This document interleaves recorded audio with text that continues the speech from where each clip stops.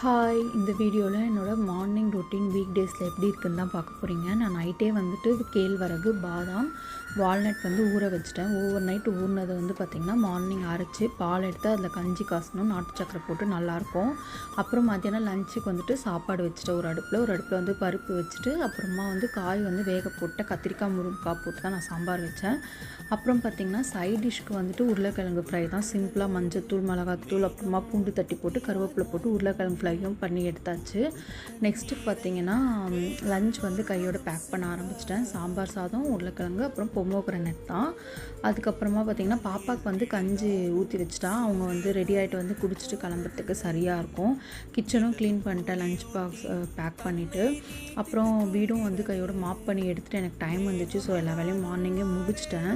சின்ன பாப்பாவும் வந்துட்டு எழுந்து வந்துட்டாங்க. பெரியவங்களும் கஞ்சி குடிச்சிட்டு ஸ்கூலுக்கு வந்து ரெடி ஆகிட்டாங்க. பாய்.